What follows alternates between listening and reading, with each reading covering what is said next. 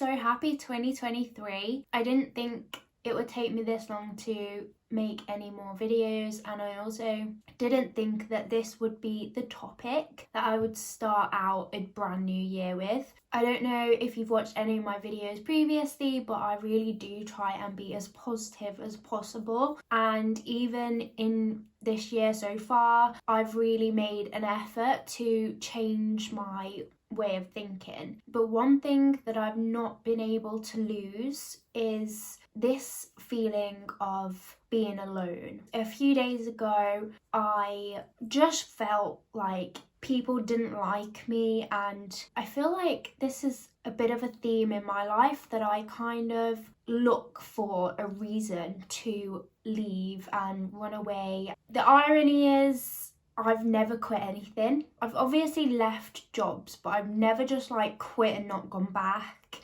Definitely a determined and motivated person. So if I start something like a college course or a job, I really want to get as far as possible.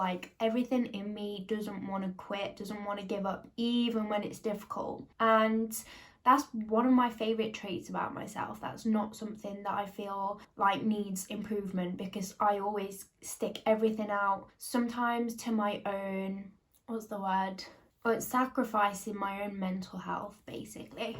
I've just put a little bit of lip gloss on because I'm currently drinking a smoothie, and the smoothie's purple, and I feel like my lips are just going purple, and I don't really want them to. I feel like I'm avoiding the topic. Yeah, I wanted to make this video today because it struck me that other people feel very similar, and although we can feel alone, we're actually not, because everybody's got their own thing that they're going through right now. And it took a few different things to make me remember this. One of the things was a YouTube comment. I had this comment pop up, and it was like, literally everything that you've just said is something that I've experienced, and I've never heard anybody say it in that way before, so thank you for sharing, because it's very honest.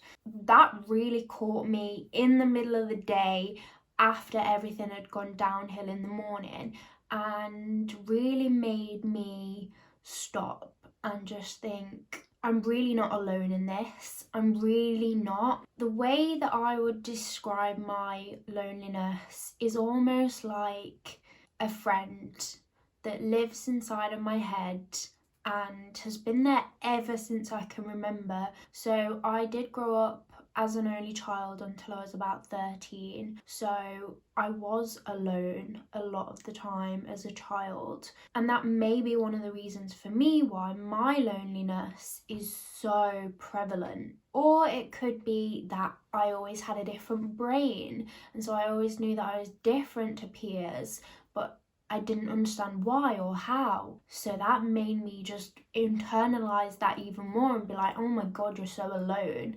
Nobody out there is like you. I also went through some things as a child where I kind of used that as a defense mechanism. So if things weren't very good for me in whatever way, I would use that as well, you're not like them anyway. And I kind of felt loneliness pushing me further away from everybody.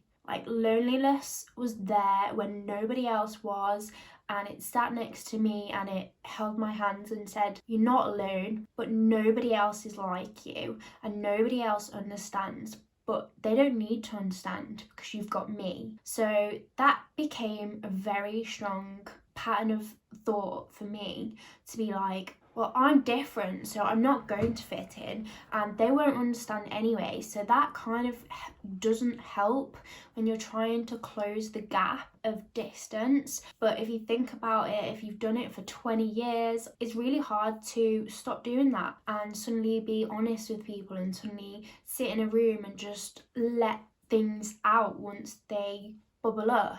It's very hard to do that. So my go-to is isolation. I was speaking to a friend recently because I'm really bad at replying to messages. I've made her aware of this, and I tend to make most of my friends aware of this, and it's like almost a coping mechanism of they know that it's something that I struggle with. So I'm like, look, just don't expect me to reply, and that takes some of the pressure off me. But I was thinking about this on that bad day, and what I think the process is that I'm going through when I just stop talking to people. I turn down social activities, and like if there is the opportunity to interact with people, I don't want to do it. And what I think that is loneliness telling me that if I just wait until I've got everything under control, and if I just wait until I'm feeling better about things,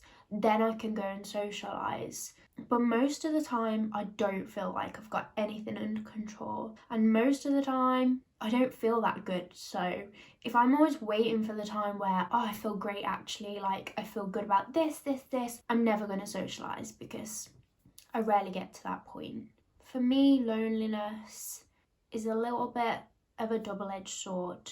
It's been there in the past to make me feel less alone, and it's kind of also pushed away my friends and my family to the point of where it's very, very easily for me to go into like full isolation. I don't see the point in talking to people. I don't necessarily want to. Like, it feels very uncomfortable to have to talk to them. And in those moments or on those days, I really struggle with having any general conversations at all. So if I'm at work and somebody's like asking me questions, all I can think is, oh my god, end this conversation, because I want to walk out of here and I want to go and drive home on my own and then sit in my house on my own. That's all I'm thinking. And I'm just going to, from today, try and be a little bit more conscious about that behaviour and when that pattern is being triggered, because I don't know if I believe anymore that being on my own is the best thing for me. And if you've experienced loneliness to the extent of it feels like a friend that lives inside of your head and is always there, then you might understand where I'm coming from when I say that loneliness isn't always behaving like a friend would, and loneliness can sometimes encourage you to do things that you don't want to do, but you've been convinced that you're so alone that you can't see any other option.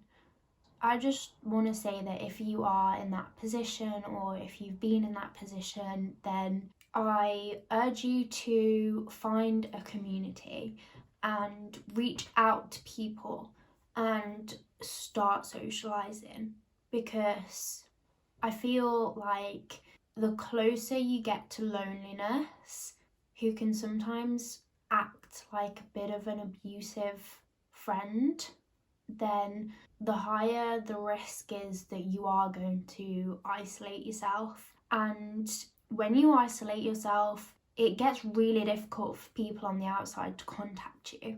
It gets really difficult because every time they try to come near you, you feel like such a repel, like, oh my god, leave me alone. And I'm gonna stand up for loneliness here now, because I actually do feel like I do better on my own. And that's because there are certain things that I do that I would not do if somebody else was around. And that's because I've not fully accepted my neurodiversity and all of the magical wonders of my brain and how that works. But you know what I mean? There are just certain impulses that I'm like pushing down, or I'm like, oh, I could film a video. Oh no, but there's somebody else in the house, so there's no way that I could just like have the confidence to go upstairs and like film a video. So for me, having time alone is quite good, because it allows me to do things that I wouldn't necessarily feel comfortable to do when other people were around. So obviously there's that aspect to loneliness and to feeling like you want some isolation, but I just think that there's like quite an important balance. So right now I'm alone and I feel good. Maybe that's the difference. Maybe the difference is how I feel about the situation. Earlier in the week, I felt bad, like I said, until that message popped up, and it just made me freeze because I was like, oh my god, I'm here thinking I'm so alone, I can't get along with anybody, I can't stay at a job, I can't fit in, I can't make friends, I don't want to be around my family. Like, all of this was going in my head, and then I got this message and I was like, that is literally exactly what I needed to hear in this moment. But some people might not get that message come through, or they might not hear it when they need it the most. So this is why I'm making this video, and I'm gonna title it something like, this is for you if you're feeling lonely, because it really, really is. Fortunately, I also have an uncle that I feel really close to, and I kind of went through this process of elimination, like, who's actually going to understand me, because part of loneliness is nobody understands me. So I have an uncle who is heavily religious, but at the same time, I don't think I've ever met anybody in my life that spoke so much sense to me. And you'll know what I mean if you have one of these people in your life. And he spoke to me for like an hour and a half, and I was just making notes. By the end of that conversation, I was like, oh my god, like, there is somebody out there that feels exactly like I do. Or even if he doesn't feel exactly like I do, he understands what it's like to be in this position. He's been as hopeless as I've been. He's been as probably scared as I've been, as sad as I've been. Maybe that's the thing that we have in common. Like, when we have this deep connection and relationship with loneliness, is because we've been to those places where there was nobody else there, and we had to choose loneliness, otherwise we would have lost our minds. Like, our brains are only meat and neurons and electricity and patterns, if you think about it. Like, we're not that intelligent. If we were, I would have been waking up at 6 a.m. the whole of 2022 if my brain was any smarter than a piece of meat. Like, it is not. We are not. We overthink, but that doesn't necessarily mean that half of what we think is even decent. It's just not. So you have to kind of filter through your own thoughts for the substance and for the things that resonate. And a lot of the times it's not what you think, it's how you really deeply feel. So if you can connect to that, and that is sometimes where you find loneliness too, but you can kind of come from a voice inside of that really deep place inside of you and speak out to loneliness and be like, okay, listen, like, you have been there for me in the past, and I do appreciate you always looking out for me, and I know deep down you also want the best for me, but sometimes you make me feel bad, sometimes you make me feel worse, and sometimes I don't think it's better for me to be on my own. And you have the power to say that to loneliness. I just wanted to share some of the wisdom that my uncle shared with me, and I've not read this through yet, so it might not make as much sense because it's just my notes, but hopefully this resonates with you. My uncle actually told me this really nice story of when he used to live in London and went to a church, and I think it was the vicar there said that nowadays we all feel like we need a therapist because nobody has that circle of friends. We are all isolated, largely because of the internet. We don't have that sense of community that we used to get, so we need to find it online. And the vicar also mentioned that healing only comes through community. Yeah, I'd agree. In my experience, I never resonated with anything until I realised that I have ADHD and other people do too, and they're sharing their experiences online, and it's really, really similar to mine. So I do believe that very strongly. If you have any resources to communities or any communities you recommend online that help you, please leave them in the comments for people who need a place to go. My uncle also told me that the need to withdraw is a trap, and it won't play out the way we think it will. So I resonated with this a lot because my thought process is normally, I need to be alone because then I'm going to sort it all out and then I'll come back. I'll come out of my shell once everything's okay. But never plays out that way. It never plays out that way. And the only way that I normally come out is because I get to a place that's so isolated that I feel like, oh my God, I need a human right now or I'm gonna go insane. So definitely take time for yourself when you feel good. But if you don't feel good, please don't isolate yourself. Sometimes you might just need a hug. If you don't have anybody available to you that really understands, I used to do this a lot when I lived at home. I knew that maybe my mom or my dad might not understand and might not give me the advice that I wanted, but I'd just go, can I have a hug? Just that physical connection filled me up enough to go and tackle it on my own. The next one is a little bit deep and this might not resonate with you. I don't think I can verbally express how deeply this resonates with me, so I'm just going to read it out and leave it there, and maybe it does for you. So my uncle told me, after telling me like not to withdraw because it is a trap, to allow yourself to grieve the thing you think is missing in your life. It is what it is. If it's missing, it is missing, and you're allowed to grieve for that. Then write down and celebrate how each moment that you've lived through has made you who you are today. And if you are still here, I'd like you to take a deep breath with me right now and really feel how every part of you is connected. And when you exhale, I want you to release. And whatever it is that comes to mind that you need to release it. So for me, I'm really trying to be calm right now. Right now, but also in my life in general at this moment, because I'm quite concerned that I'm so young and I've been so stressed sometimes and so depressed and so lonely and so sad and so confused that I just want to feel calm. So I'm going to take a deep breath, and when I exhale, I'm going to release. I'm just going to let go. I'm just going to release. I'm just going to let go. What happens, happens, but I'm not going to let it affect me. I'm not going to take it in.